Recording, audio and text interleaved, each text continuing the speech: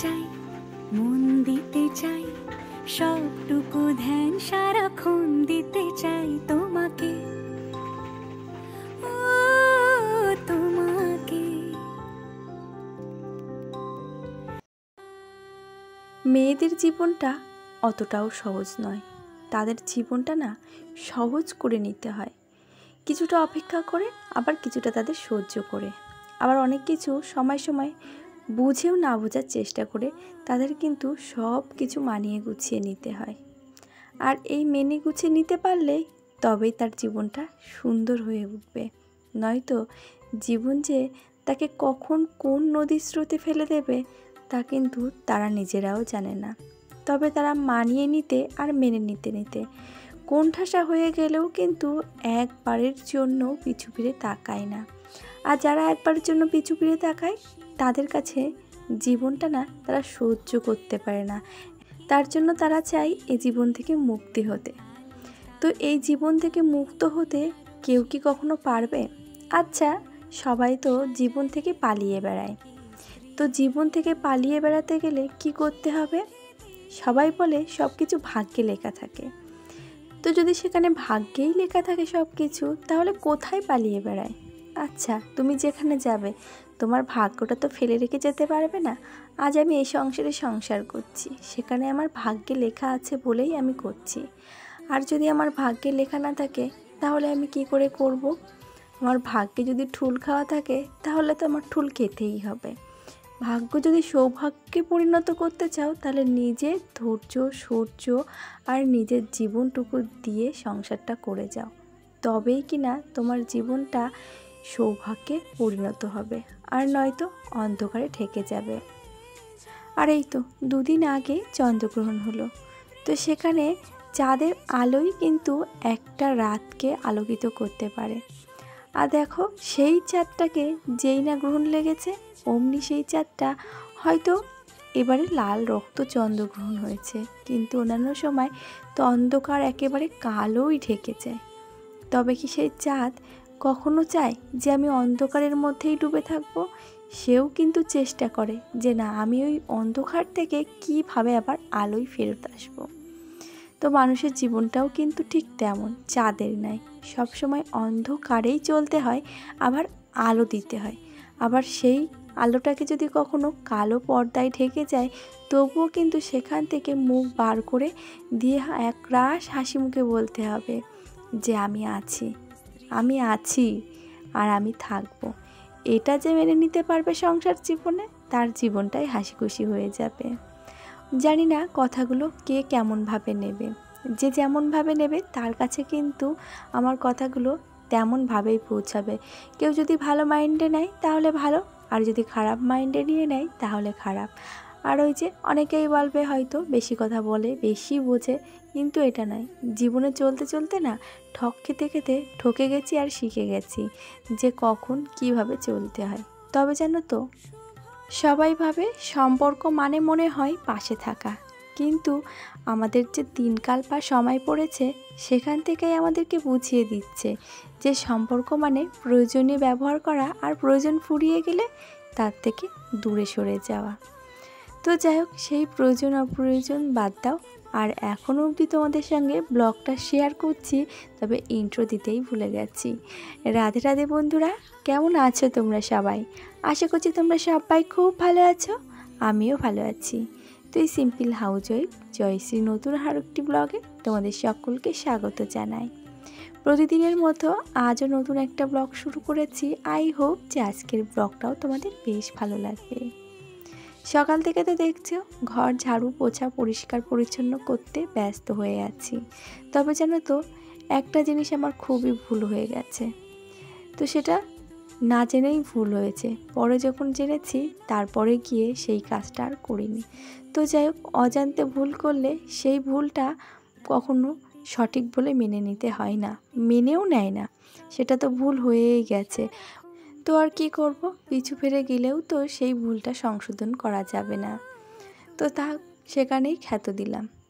আর এদিকে সকালবেলা কিন্তু একবার ঘর ঝাড় দিয়েছিলাম। তো ঘর ঝাড় দিলে কি হবে, আবার এই যে ঝুল ঝুল ঝেড়েছি, এতে করে না কিছু কিছু নোংরা আছে। এবার সকাল সকাল যখন ঘর ঝাড় দেওয়া হয় তখন কিন্তু ওই যে খাটের নিচে, আলনার নিচে অত দূরে কিন্তু পুরো একেবারে হাত ঢুকিয়ে দিয়ে ঝাড় দেওয়া হয় না। ওই সপ্তাহে 1টা থেকে 2টো দিন বাধ্যতামূলক যে একেবারে খাটের নিচ দিয়ে শুয়ে পড়ে পরিষ্কার করে নিয়ে আসবো। মোছার সময়ও ঠিক তেমনটাই। আর দেখবে তুমি যত পরিষ্কার পরিচ্ছন্ন করবে ততই যেন নোংরা চারিদিকে হাতড়ে চলে আসবে। আর আমার ঘরে যে আলনাটা আছে সেই আলনাটায় ঘুনি লেগেছে, আর সেই ঘুনি লাগাতে এমনভাবে পোকায় কুড়িয়ে কুড়িয়ে খাচ্ছে যে সেই ঘুনগুলো পড়ছে যখন পুরো সুজির দানার মতো পড়ছে।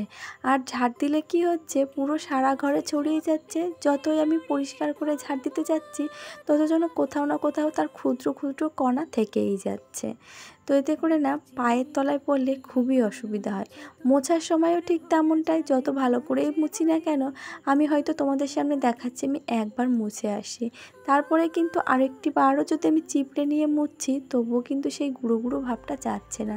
সেই 2 থেকে 3 বার ঝাড় দেওয়ার পরে গিয়ে তারপরে মনে হচ্ছে একটু পরিষ্কার হচ্ছে। আর এদিকে কিন্তু সকাল সকাল পেঁপে সিদ্ধ, আলু সিদ্ধ, ডিম সিদ্ধ ভাত হয়ে গেছে। আর তারপরে আমি এই যে নিজের জন্য 1 কাপ চা বানিয়ে খেয়েছি। আর তারপরে সোজা চলে এসেছি যে জামা কাপড়গুলো ভিজিয়েছিলাম সেগুলো কাচা ধোয়া করে মেলতে। এখনও কিন্তু বেশ খানিকটা কাজ আমার বাকি আছে ঘরে, তবে ভাবলাম যে না, আগে বাইরের কাজটা সেরে নিই, তারপরে না হয় ঘরের কাজটা সেরে নিতে পারবো। আকাশের পরিস্থিতি তো বলা যায় না, কখন কোন সময় মেঘলা বৃষ্টি হয়ে আসে। আর এখন ভাদ্রের রোদ যখন পড়বে তখন তো একেবারে গাটা পুড়িয়ে দিয়ে যাবে, আর যখন চলে যাবে তখন তো একেবারে বর্ষা নেমে দেবে। এমনভাবে বর্ষা নামবে যে তখন আর তলকুল থাকবে না। তাই ভাবছি রোদ্দুর থাকতে থাকতে জামা কাপড়গুলোকে কেচে ধুয়ে দিই যাতে করে শুকিয়ে যায়। ওই যে গত 2 মাস 2.5 মাস ধরে বৃষ্টির ভয় এমনভাবে ধরে আছে যে এখন জামা কাপড় কাচা ধোয়া করতে গেলেও কিন্তু সেই মনে মনে ভয় থেকেই যায়, এই বুঝি বৃষ্টি চলে এলো। আর ওদিকে ঘর দুটো পরিষ্কার করেছিলাম, তবে বারান্দাটা পরিষ্কার করিনি। বারান্দায় অবশ্য তেমন একটা ঝুল নেই, তাও ভাবলাম সেই যখন ঝেড়েছি তাহলে আরেকটিবার বারান্দা দিয়ে বুলিয়ে নিই। ঝুল তো একদমই নেই, এই যে শুধুমাত্র লাইটের কাছে হয়তো একটু আছে। আর চোখের অগোচরে যদি বেঁধে যায় তার জন্য কিন্তু আমি সারা বারান্দাতে পুরো একেবারে লাঠি দিয়ে ঘুরিয়ে নিচ্ছি, যাতে করে কোনো রকম কোনো জায়গায় একটু নোংরাও না থাকে। আর প্রতি সপ্তাহে 1 থেকে 2 দিন যদি এইভাবে ঘরদোরগুলো পরিষ্কার করা হয় তাহলে কিন্তু ঘরদোরে তেমনভাবে কোনো নোংরাই থাকে না, সবসময় নিট অ্যান্ড ক্লিন থাকবে। তবে একটা জিনিস দেখবে, যখন বাড়িতে কেউ আসার কথা থাকে কিংবা কেউ বাড়িতে আসছে হট করে, তখনই দেখবে ঘরবাড়ি যেন কেমন অগোছালো হয়ে রয়েছে।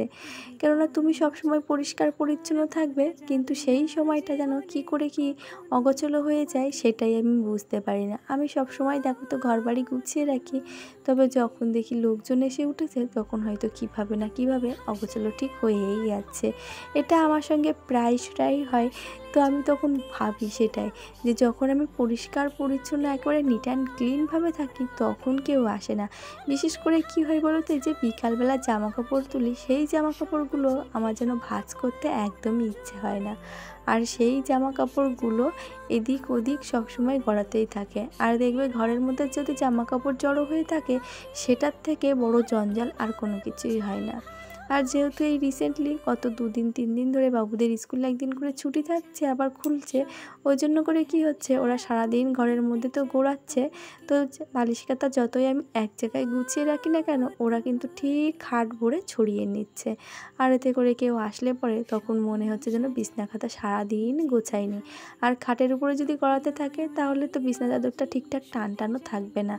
আর তখন যদি হুট করে এরকম লোকজন চলে আসে, নিজেরই কেমন যেন একটা ইতস্তত বোধ হয়, এই আর কি। আর আমার মতন কার কার এমনটা মনে হয় আমাকে অবশ্যই কিন্তু কমেন্টে জানাবে।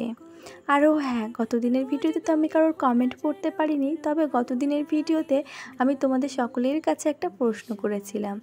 তো প্রশ্নটা ছিল যে রান্না করতে গেলে রান্নায় সবথেকে আগে কী প্রয়োজন। তো রান্নায় সবথেকে আগে কী প্রয়োজন সেটার কমেন্টে অমিত বর্মা আইডি থেকে বনু বলেছে, রান্নায় মন না দিলে রান্না ভালো হয় না। জানি না ঠিক বললাম কি না, তুমি ঠিকই বলেছ। রান্নার সময় যদি তুমি রান্নার মধ্যে মন না দাও তাহলে কিন্তু কখনো কোনো দিন তোমার রান্না ভালো হবে না। তুমি হাজার ভালো করার চেষ্টা করলেও কিন্তু তাতে কিছু না কিছু খুঁত থেকেই যাবে। আর কমেন্ট করেছিল পিঙ্কি সর্দার, সে লিখেছে লবণ। লবণ নিয়ে কোনো রকম কোনো ব্যবধানই নেই। লবণ তুমি তোমার কাছে, তুমি যেমনভাবে দেবে ঠিক তেমনভাবে, কিন্তু রান্নায় কিন্তু স্বাদ অনুযায়ী লবণের ঠিকই প্রয়োজন আছে। কিন্তু লবণের থেকে যেটা সবথেকে বেশি রান্নায় দামি সেটা হচ্ছে মন। মন না দিলে কখনো কোনো রান্না ভালো হয় না। তুমি লবণ কম বেশি দাও, সেখানে কিন্তু তার একটা সাধারণ উপচার আছে। লবণ বেশি হয়ে গেলে গরম গরম খাবার ঢেকে রাখো কিংবা লেবুর রস দাও, দেখবে তরকারি থেকে লবণ কম হয়ে আসছে। হলুদ বেশি দাও, পাটকাঠি ভেঙে দাও ধুয়ে, কমে যাবে। তেজপাতা দাও, কমে যাবে। টমেটো কেটে দাও, কমে যাবে। পুঁই শাকের পাতা দাও কিংবা কোনো রকম শাকসবজি দিয়ে দাও, কমে যাবে। কিন্তু তুমি যদি মন দিয়ে রান্না না করো তাহলে কোনোটাই ঠিকঠাক হবে না। আর গৃহিণীদের রান্না করতে গেলে সবসময় কিন্তু এমন কিছু কিছু টিপস থাকে যে সেগুলো সবসময় জেনে রাখা দরকার। এই যেমন ধরো, আমরা এই যে কাটাকুটি করি, কাটতে কুটতে হঠাৎ করে আমার আঙুলটা কেটে গেল, কিংবা যে করে হোক তেল ছিটকে এসে আমার হাতের উপরে পড়লো। তো যদি গরম তেল ছিটকে এসে পড়ে, সেখানে তেল আর লবণ দিয়ে লাগিয়ে দাও, দেখবে অতটা ফোস্কা পড়বে না। কিংবা হাতের কাছে যদি কলগেট থাকে সেটাকে লাগিয়ে দাও, দেখবে ফোস্কা পড়বে না। কিংবা কেরোসিন দিয়ে দাও, তাও দেখবে অনেকটা ফোস্কা পড়বে না। তারপরে গিয়ে তোমার ওই যে বললাম, এই যে কাটতে কাটতে যদি আমার আঙুলটা কেটে যায়, তাহলে কি দিতে হবে? সর্ষের তেল। রান্নায় যে আমরা সর্ষের তেল ব্যবহার করি সেটা। তবে কি বলো তো, ওই সর্ষের তেল নামটা বলে যদি তুমি তেলটা দাও, তাহলে কিন্তু কোনো রকম কোনো কাজ করবে না। তুমি কিংবা অন্য কেউই হতে পারে, তার যেখানেই কাটুক না কেন, সেখানেই ওই সর্ষের তেলটা নাম না বলে যদি দিয়ে চেপে ধরে রাখো, দেখবে অনায়াসে রক্ত পড়া বন্ধ হয়ে গেছে। এমন ছোট ছোট টিপসগুলো কিন্তু সবসময় মাথায় রাখা প্রয়োজন। এই যে যেমন ভাত হচ্ছে, এক হাঁড়ি ভাত হয়েছে, চাপাচাপি হয়ে যাচ্ছে, সেই ভাতের মধ্যে কয়েক ফোঁটা লেবুর রস কিংবা একটু সাদা তেল দিয়ে দাও, দেখবে ভাতগুলো জোড়া লাগবে না, ভাতটা ঝরঝরে হয়ে থাকবে। তো এরকম ছোট ছোট টিপস যদি আমরা প্রত্যেকটা গৃহিণীরা মাথায় রেখে কাজ করি, তাহলে কিন্তু রান্না করতে কখনো কোনো কিছুর প্রয়োজন অপ্রয়োজনে বেশি হয়ে যাবে না, সঠিকই হবে। আর কিছু কিছু মশলা এমন থাকে যে রান্না করতে করতে বেশি হয়ে গেছে, তবে একটা দিন আমরা সেভ রাখতে পারি কি করে, যদি ফ্রিজ না থাকে, তাহলে কি করতে হবে, সেই মশলাটার ভেতরে বেশি করে লবণ দিতে হবে। দেখা গেলো পরের দিনে আমার রান্নায় যতটা পরিমাণে লবণ লাগবে, ততটা পরিমাণে লবণটা আমি মশলার মধ্যে দিয়ে ভালো করে মাখিয়ে যদি কিনা রেখে দিই একটু ঠান্ডা জলের মধ্যে বাটিটা বসিয়ে, তাহলে কিন্তু সেই মশলাটাও নষ্ট হবে না, প্লাস পরের দিনকে তুমি সেই মশলাটা ব্যবহার করতে পারবে।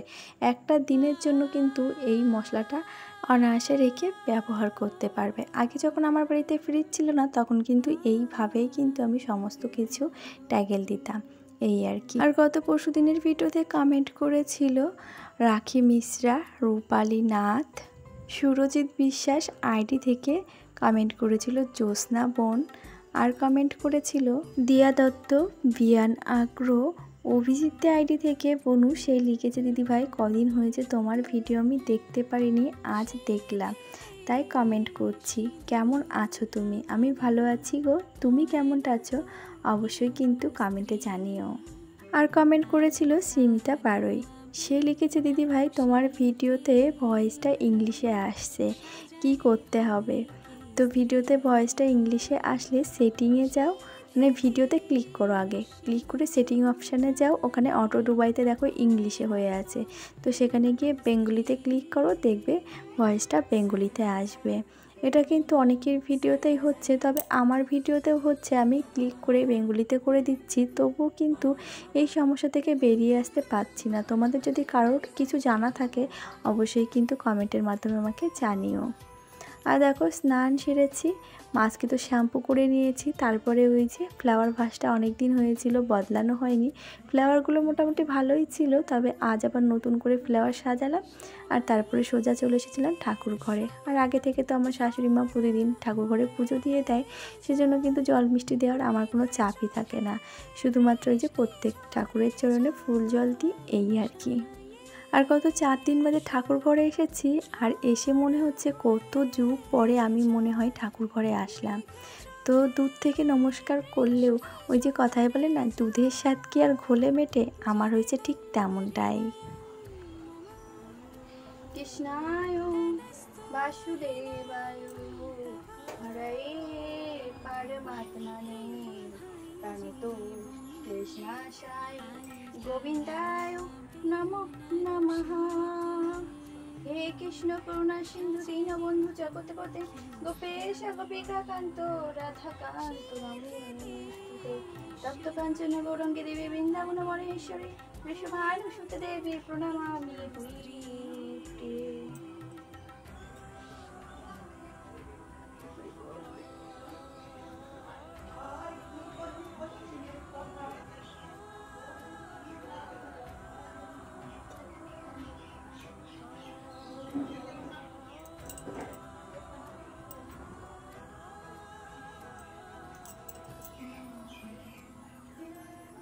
শ্রী হনুমান চালিসা। শ্রী গুরু চরণ সরোজ রজ নিজ মন মুকুর সুধারি বারণ রঘুবরি বিমল যশু যোদায়ক ফলचारी बुद्धिहीन तनु जानिके सुमिरु पवन कुमार बल बुद्धि विद्या देहु मोहि हरहु कलेश विकार। जय हनुमान ज्ञान गुण सागर जय कपीश देहु लोक उजागर रामदूत अतुलित बलधाम अंजनी पुत्र पवन सुत नाम महावीर विक्रम बजरंगी कुमति निवार सुमति के संगी कांचन वर्ण विराज सुबेसा कानन कुंडल कुंचित केश। ঠাকুরঘর দিয়ে আস্তে আস্তে সকলের খাওয়া দাওয়া কমপ্লিট হয়ে গেছে, তাই এখন নিজের খাবারটা বেড়ে নিয়েছি। তাহলে চলো আজ আসি, সকলে খুব ভালো থেকো, আবারও দেখা হবে।